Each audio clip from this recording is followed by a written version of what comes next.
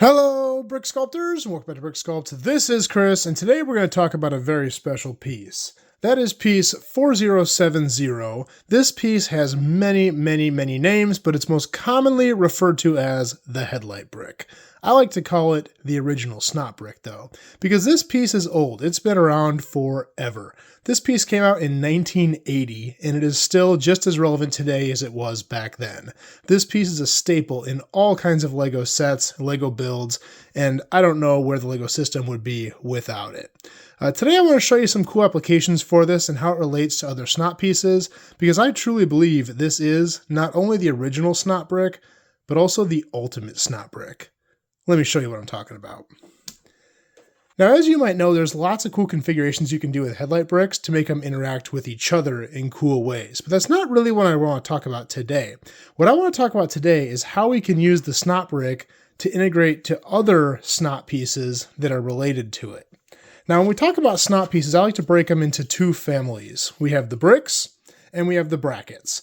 Both families have their own unique characteristics, and they share a lot of things in common as well. Everything here is related in some way, but some of this stuff works better with other pieces than other pieces of the set. So I'm going to show you how some of the relationships between the headlight brick and all of these pieces can make for some really cool building techniques.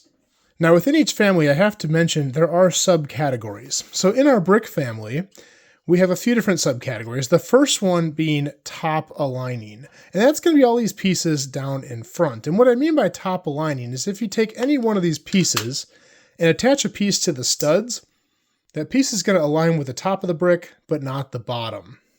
The next category is a little bit smaller, and that's going to be bottom aligning. We recently added the D-Snot piece, which has been a huge addition to the Snot family, but this is probably the most classic of the bottom aligning Snot bricks. And this piece is called bottom aligning because if we put a piece on the studs, it will align with the bottom of the brick, but not the top. Now the cool thing is both these pieces will work together and can make a two-high Snot brick if you connect them in that way, which leads us to our third category, which is both top and bottom aligning. See some examples back here. And in these examples, you can put a plate or tile on there and have it fully align top and bottom. And the reason that principle works is because, as you might know, 2 bricks wide is the equivalent of 5 plates. And I've demonstrated that with a couple of cubes here, so you can see how those relate to each other. And that's kind of our common denominator between the two different measurements. Now in the bracket family, we have basically the same concept. These right here are going to be our bottom aligning pieces. Now these aren't as easy to see because when you put a tile on the front, it's going to be both top and bottom aligning. But as you start to stack plates on the back, you'll see it's going to not align with the top, but only with the bottom. We also have the top aligning family over here. Same thing, it will align with the full face plate, but as you put pieces underneath, it will not align with the bottom. And then, just like in the brick family, we have a large selection of both aligning, including this awesome new piece I recently got where it connects in the middle. That's super cool. And these, just like in the brick family, will align on top and bottom all together. Knowing these things is really important to see how these relate to each other and how they work together. And that's going to be how you determine the alignment of studs when you put these into a wall. Now, as far as how these families differ, the brackets stick out from the wall. They stick out a half a plate, or 4 LDU, if you're measuring LDU. And these ones are going to be flush to a wall because they're just flat bricks. Now let me show you when we put this headlight brick in a wall, how it relates to some of these examples. So I have a small wall build here. We can take our headlight brick and stick it in the wall. So this is kind of the classic position of the headlight brick, and probably the most commonly used position of it. In this position, I think the piece that best relates is the top aligning bracket. The reason being is in this position, it is top aligning. Now you're probably saying, well, these don't line up, but they do. You see, the bracket sticks out half a plate, and the headlight brick is recessed in half a plate, which is very unique for a Snot brick. There really isn't anything else in this category that recesses in like that. But the cool thing is, by adding a simple 1x1 plate, these are now perfectly aligned, and you'd be able to put something flush over the front and connect on the top as well. Pretty cool. Now let's look at how that would relate to the brick family. So if I take a brick, and this is a top aligning Snot brick, and put it next to it, the studs align in a row just like that, but the problem is this is recessed in half a plate, and this is not. So even if I put a plate on there, now this would stick out too far. It's kind of like using jumper plates. When you use a jumper, you have to jump in and then jump back out to get back to standard grid. Same thing when you're using recessed or pushed out Snot pieces. You have to be working within the same world. But this can easily be fixed. If we take this headlight brick and spin it around, we have another side we can work with, the anti-stud side. Now obviously these aren't going to connect the same, but this makes for a fantastic stud reversal, because now they're perfectly aligned, they're the same depth from the wall, they align at the top, they align at the bottom, and you have a stud reversal just like that using that anti-stud. Pretty cool. But what if we wanted a bottom lining piece? For example, this is a bottom aligning brick. Well, if I put this next to it, these are no longer aligned, but I can make them aligned. Check this out. The headlight brick has 4 unique sides. 2 of them are studs, and 2 of them are anti-studs, which means you can position this brick in 4 different ways. Forward, backward, on its back with the stud facing out, or on its back with the anti-stud facing out. If I put it on its back with the stud facing out, it perfectly aligns with this bottom aligning brick. I can now put a plate straight across the top and a tile right across the front. So now it works with a bracket top aligned, it works with a brick top aligned, it works with a brick bottom aligned. What about a bracket bottom aligned? If we put that next to there, well, we're working with 2 different LDUs here. This is sticking out for LDU, and this is not. But again, we can spin this around, have the anti-stud side sticking out, and again, we have an awesome stud reversal here, which can be very handy. Now, I'm not going to show specific examples, but in your head, think of all the cool applications you could do with all these different configurations with these pieces.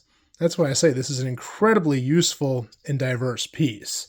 I would argue that of all of these pieces, that headlight brick will interact with more pieces than anything else here. So we've covered brackets and plates, both top and bottom aligning, but we haven't really talked about top and bottom aligning.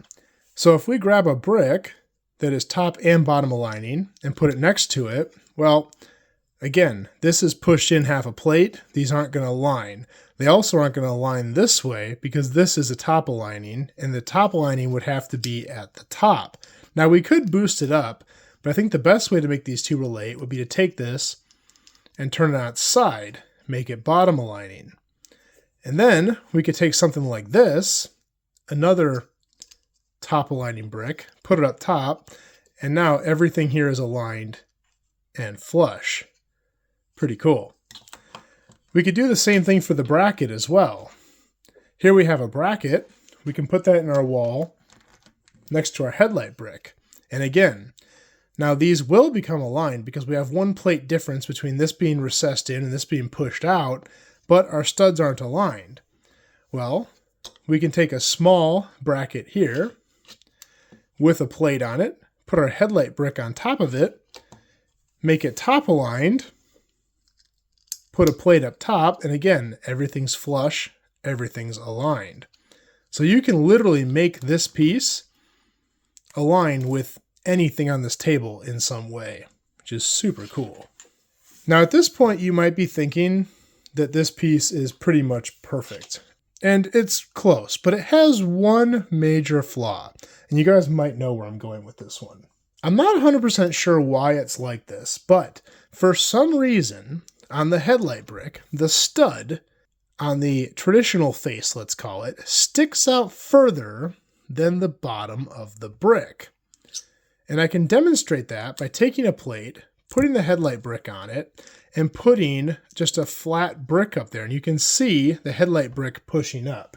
If you want to see it even greater, take a whole stack of them, and you'll see these are not going to align because that stud is sticking out too far.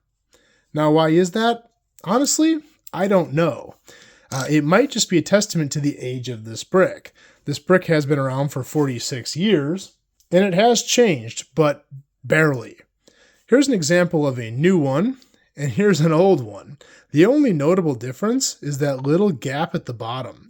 Now, these old ones actually do have that gap. It's just super hard to see, and it's a lot smaller.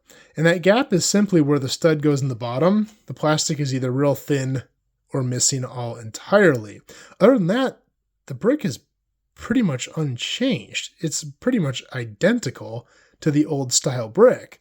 So it's kind of surprising to me in the update they didn't change the length of that stud. And we can demonstrate this in a few ways. I wanted to see how this stud relates to just a normal hollow stud. So here I have laid out a couple of plates. On top, I did use these round ones because I wanted hollow studs here. The reason I'm using hollow studs is, as you might know, traditional Lego plates have the Lego logo on them, which is a big flaw in Lego because it makes it stick up just enough to make a lot of illegal connections, but the hollow stud ones do not. So I can take a headlight brick, stick it right next to this, and compare the height of those studs. Because this here is the same height as two plates, let's see if that stud is actually higher. And the way I can do that, I can take just a brick here, run it flush over the top, and look at that. When I get to the headlight brick, it stops. And you can actually hear it right there where it's clicking over it. It's very minimal, but it just hits. So that stud there is just a hair longer than these studs. So hair taller, let's say. Interesting. Another way we can demonstrate this is maybe we want to compare it to a bracket. So I put together a few things here. I've got 4 headlight bricks, and I have the largest bracket I could find. I'm just going to take a plate here and connect it, making the surface of this flush with the headlight brick. And that's going to make all these studs stick up at the same amount. And we can do the same test to see if the bracket, being another Snot piece, unlike these plates here, has equally raised studs to the headlight brick. And again, we take our brick, and as we get to the headlight stud, again, it hits. So for whatever reason, and I think it just is a testament to the age of this piece, that stud is just ever so slightly larger than a traditional Lego stud, even one with a hollow stud. Well, I hope you guys liked this video. I hope you found it informative. If you have any questions about this piece or any other pieces, let me know below. I'll do my best to answer them. If you like this kind of video, I'm going to do more in the future, so please like, please subscribe. It's the best way to support this work I do. That's all I have for this time, and we will see you next time.